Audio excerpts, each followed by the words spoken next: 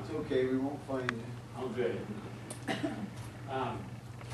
Getting back to this permit, is there any correlation between issuing a permit and the time of year? Not really. We issue permits all year round. The only restrictions we'll have on these particular loads, or any particular load actually, of this size is weather.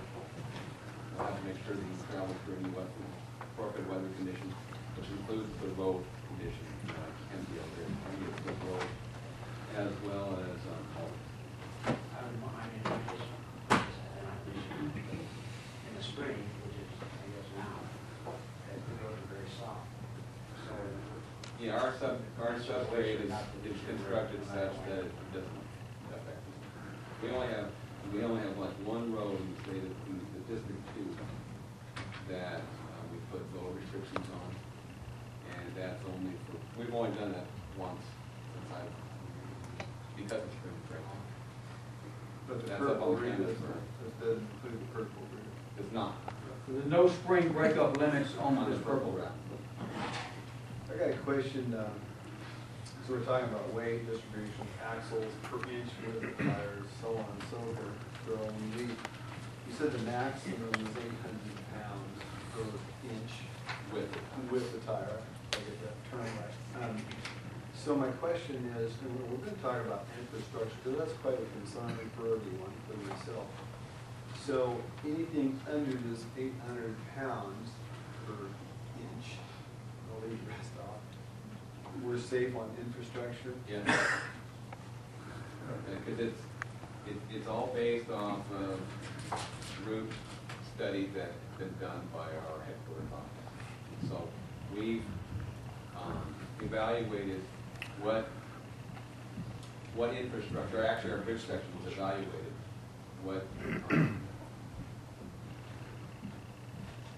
what routes can be rated the way they are. And this, actually we can go up one more route, which is a black route, and that's primary to interstate. The purple routes are, like I mentioned, just 800 pounds. That's how our bridge section. John, you have any question? Yes. Well, hang on a second, hang on, before Les answers that, let's throw John out here and then we'll have Les. I'm going to figure that the transportation company is insured and bonded. So that if, for example, something does happen, I have no idea what it would be, but if something does happen, you're covered, therefore the problem gets solved, and the city of Moscow, state of Idaho, county, wherever it happens to have, will not be financially burdened. correct. Yeah, Les, McDonald, would you please? Yeah, Give the your question, take on this for us. the question pertaining to the utilities. Yes. Let me touch on that.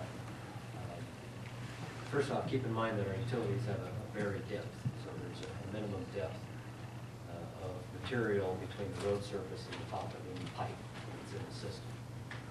And the intent of that is all that material that's placed between the road surface and the top of that pipe helps to distribute any load that is above all the roadway. So there's a point load of a tire right above a piece of pipe, and as it goes down into the soil, that load distributes out into a bigger footprint. So that's the first thing to keep in mind. As Doral was talking about, the weight of these units on a per tire basis, or per axle basis, is at or below what you see with a typical large semi-truck that's coming through the area that's perhaps working on an annual permit. And so, in terms of per tire weight and per axle weight. So then the load that you actually see over a pipe at any one time as that tire is passing over it is not any different or any larger than what you'd see with that typical chip truck as it's driving off. Now, the example we used a few minutes ago was 16 chip trucks at 100,000 pounds. Well, they have a certain number of axles, and you're talking too wide and long. each of those wheels that passes over has an influence on the pavement, an influence on what's under the pavement. This load, as near as I can tell, in looking at the axle configuration, the number of tires, number of axles, and weight limitations set in here, again, would have a similar impact as those 16 chip trucks driving by. So really, the way I look at it is, you've got one unit that's essentially like 16 trucks all packed together, passing by one instance, rather than 16 separate trips occurring within days. Because of the load limitation on the tire per inch and the load limitation on the axle, the road really sees no difference, as far as I'm concerned. It's the same influence on the road and the underground utilities. Now, that being said, the city has gone out and we've done video inspection of all of our gravity mains, storm mains, and sanitary sewer mains under the roadway. We have video record of that, so that if at some point after we're seeing a number of these loads, we can go back and inspect them again and compare the pre-load condition to the post-load condition and see if there's been any change. And we take probably a fair bit of change to really create an issue. But I'm not anticipating to see issues with this because of the load restrictions on the tires. To Les, is there any, is there any difference between the load moving and the load sitting in terms of weight impact on the road? So actually, when he was talking about that, I was thinking the difference is that one of the important differences is the point load or the dead load versus the a live load. There's two different loads, the dead load and the live load.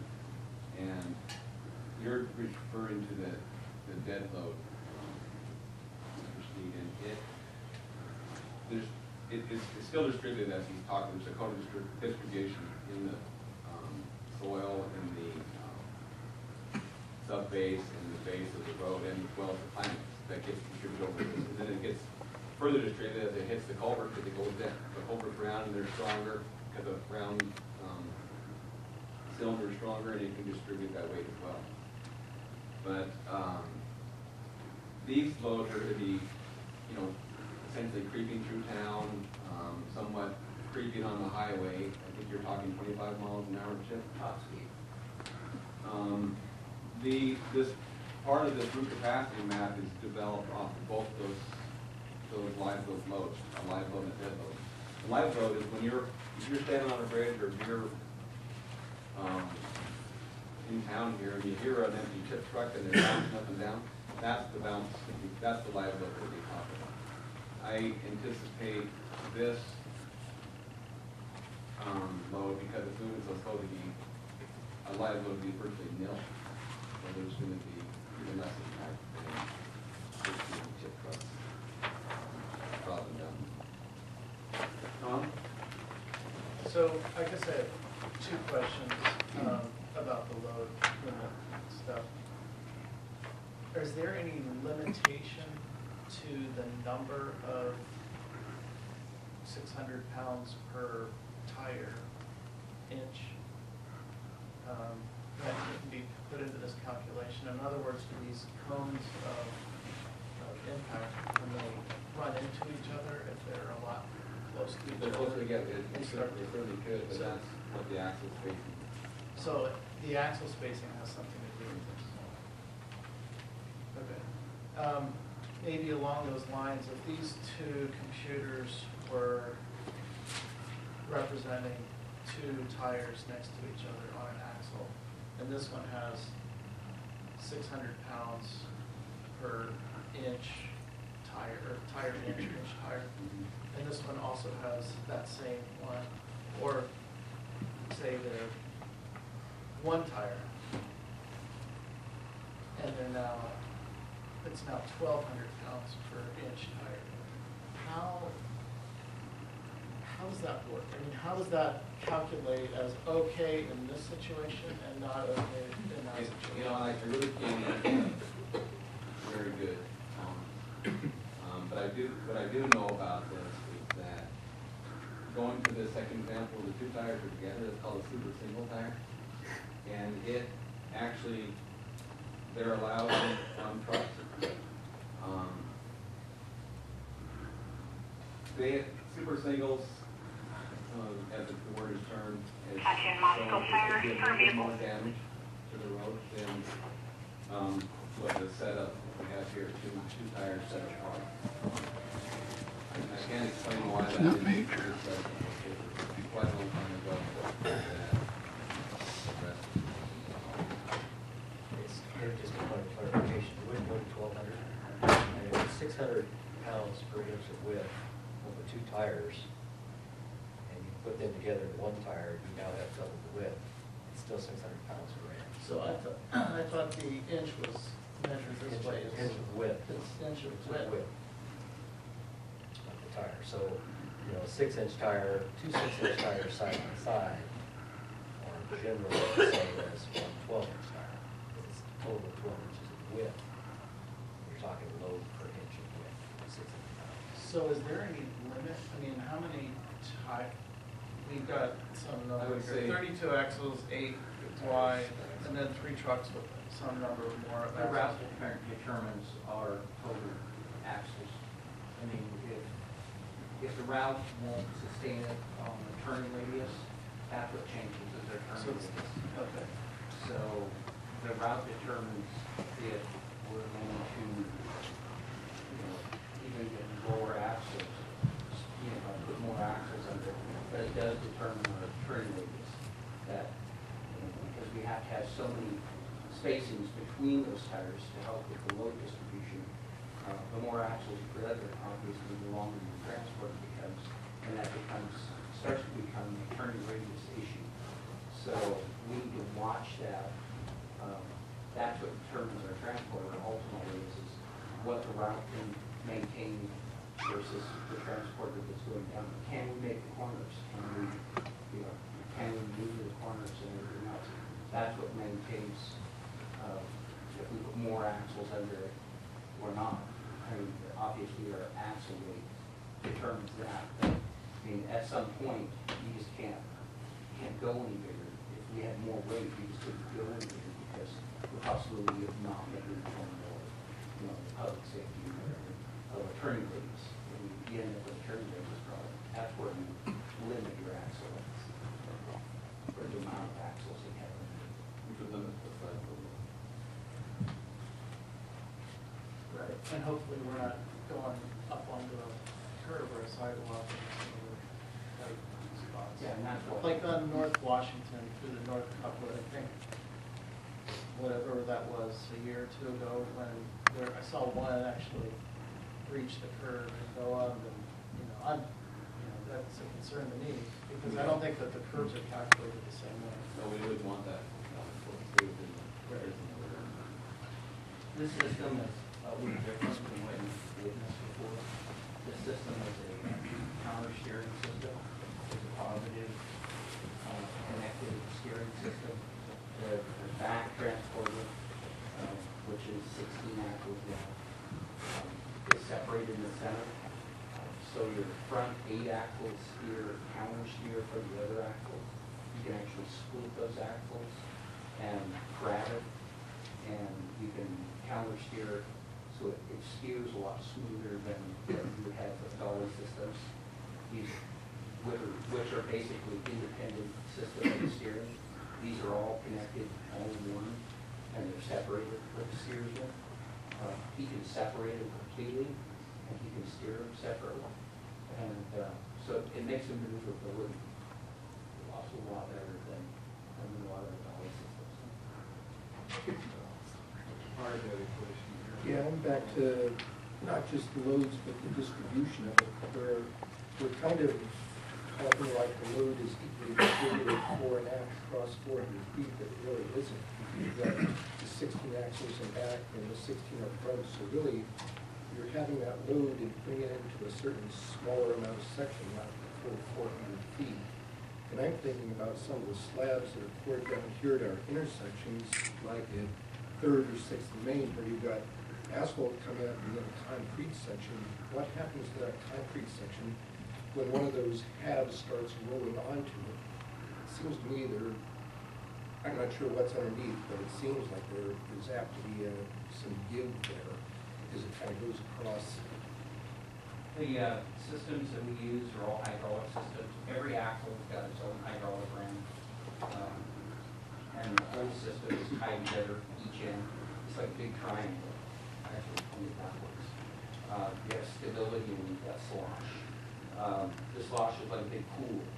So your stability keeps it left and right, and your slosh brings it up and down. The whole system is tied together. So if you bring up one axle, that weight, even though it's coming up and your next axle is down, is still the same amount of weight as it goes up, as it comes down, because it's all one hydraulic system. So if I come up on this curve like this, if I was 40,000 pounds here, I'm still 40,000 pounds here and still 40,000 pounds right behind it, because it's all hydraulically activated. It's not spring, it's not air, it's all in one system per ram.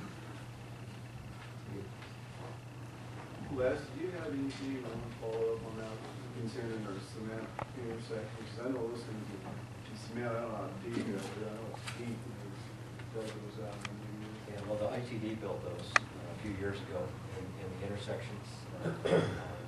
Washington at 6th and 3rd. I think those are about 18 inches. Concrete. 3/4 ton from Dow. And down, and so they're designed to handle the same kind of highway traffic loads that the rest of the system out there, the asphalt is. And actually, perhaps typically be the case in reinforced concrete structure.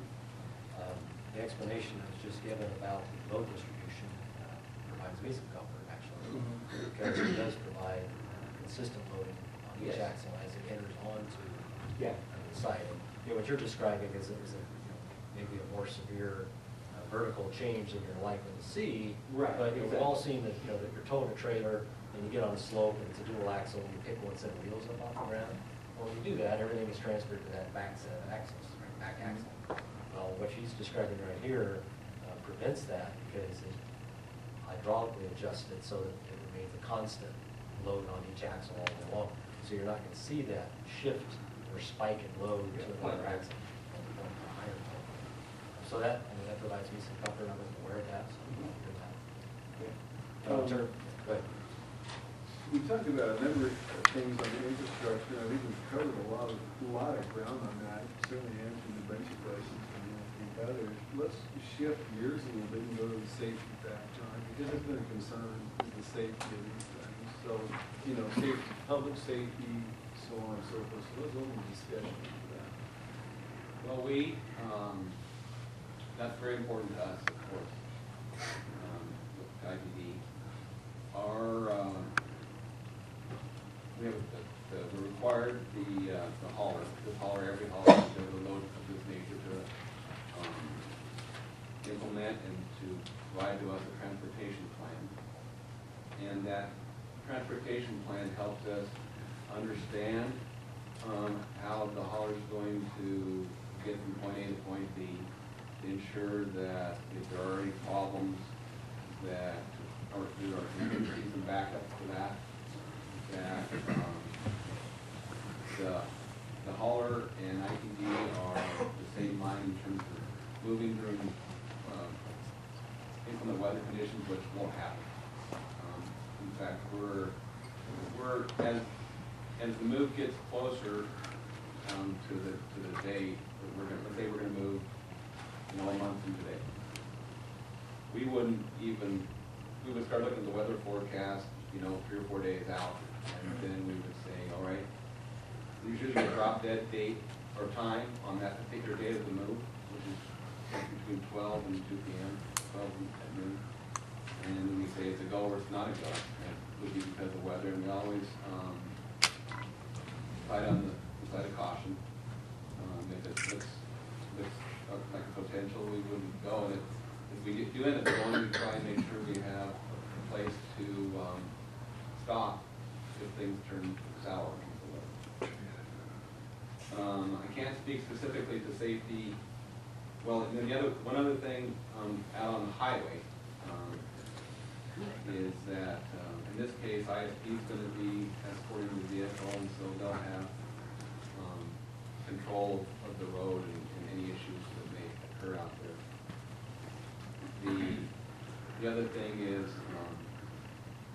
we require the hauler to light up the load. We advertise that the load's moving the day before, 24 hours in advance. We try and let the public know it's coming. And then the traffic control company is required to have, all the appropriate federal clothing, barrels, and everything out there, so it's very visible at night, because things travel at night from 10 to 5:30 in the morning, which is the lowest amount of traffic that's available out there on the highway at that time. We're actually trying to move it when there's least amount of traffic, so that we try to increase the safety from that aspect, and there's less conflict. I really can't speak specifically to what goes on in downtown Moscow. I know that Mr. Duke and ISP have been in town and ensuring that people are staying away from lotuses and traverse the city. Okay, Chief Duke, you got any comments on anything there? Well, we'll coordinate with ISP, as we had with the previous loads. Overall, we have 31 different experiences with ISP as we brought the previous loads. Our concern, and I've already related this to traffic control, is the north network. And with the load this length, it's good to know that the independent steering will help it go through that corner, but it's a choke point, and we've had previous loads there approach on the sidewalk, so I've made a request for them to close the sidewalks north of First Street through Couplet to ensure the safety of our public. And once those sidewalks are closed, we'll ensure that as the load transitions, nothing interferes. We've mentioned some issues with the trees too, and the low branches, and the city will follow up with the moving company to see if any of that needs to be taken care of. And then on the safety side, we'll be out with the company, and as we have in our previous experiences, and provide support to make sure that the road moves through safely. And if there is an emergency, we'll do our contingencies plan. We'll work with them on ensuring that there's safe routes to any type of services that are needed based on the emergency. Okay. Don, hang on a second. ISP gentleman, any comments on this? And again, public safety is the primary reason that ISP is associated with these loads. Whether, as obviously we are contracted by the hauler Mammoth, they're paying for ISP services. I'm utilizing troopers that I'm already off. They're not scheduled to work, so I'm not depleting my normal manpower use for that shift.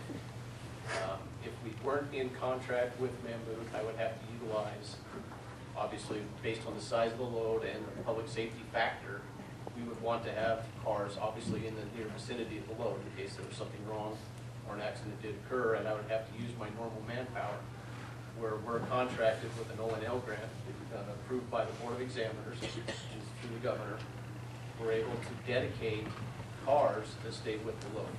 And we do that for several reasons. One is to ensure public safety.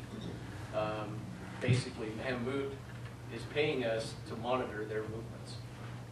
And all the previous movements we were contracted with that went north through Moscow, not only do we want to protect the citizens, but we also monitor the activities of Mammoth. If we see something unsafe, if we see an act or a driver or something that we don't have confidence in or isn't up to what we believe is safe activity, we have brought that to their attention. They've immediately addressed it. Fortunately, it's been nil to none. Obviously, one incident that most people are aware of was there was a collision at the staging point at 342, which is just a couple miles south, where one of the drivers went before he was supposed to go, and there was a a very low speed, but a head-on collision with a van, private vehicle. We had a trooper right there, we were able to take care of the crash. And that driver, if I'm correct, was immediately removed from employment with Megaload. Second reason, again, is we want to ensure that protect the citizens. Everybody has a right to protest. Every load that we went through, Chief Duke can attest for it, that there were protesters, and we want to ensure that they have exercise their constitutional amendment rights to protest, but also to protect them, that they're not interfering with the load, that's able to move through, which they're legally able to do through permit, but yet they want to put themselves in harm's way and whatever to move the load quickly and efficiently through. And again, looking through some of these questions and whatnot, and I apologize on some of these because I got these about 5 minutes to 3, so there's some of them here I won't be able to answer fully, Mr. Mayor, because I don't have the data with me. But basically, some of the incidents or mishaps, they said, again, there was the crash up US 12, one of the pilot loads of a different company hit a guy wire, took some power out, things like that. But most of the incidents that we're encountering, and I think we had in all the loads up US 12 and all the ones up 95, were DUIs. People that were stuck in behind the load, waiting to go through. The trooper just walked up and said, you know, it's going to be 5 minutes before you can go around, and they were impaired. I believe we got somewhere between 4 or 5 DUI arrests, and once the trooper, even though he's dedicated that load, encounters an impaired driver, if I don't have another trooper that's not assigned to the load that's regularly working available, I'm obligated to take that trooper off of the O&L grant and put him back on regular state time to deal with the DUI. And that's what we will do. The emergencies for the state of Idaho, for the public, take priority. And if something comes up to where we have a major situation or scene, I'm obligated to first take care of the citizens of Idaho, not and move, even though they're paying us. We'll take those cars off the grant, they'll go back on state time, and we'll address the issue. Because the citizens of Idaho take priority. But again, hopefully that answers the majority of your questions, or if there's anything else Well, you need further. it does, and thank you very much. I appreciate the fact, and the questions that were around it, pretty much everybody that sat down at this table received these just right before the meeting. I received them myself, like a little after 1 o'clock today, because they were compiled as we went along. So I apologize for that, but it was one we felt very a sense of urgency because we get all the players together when we talk about these things today. That if your department by chance could follow up and give us some written stuff, it would be a follow-up. I certainly appreciate it. I think our counselors as well as the county commissioners would appreciate that. Yes, over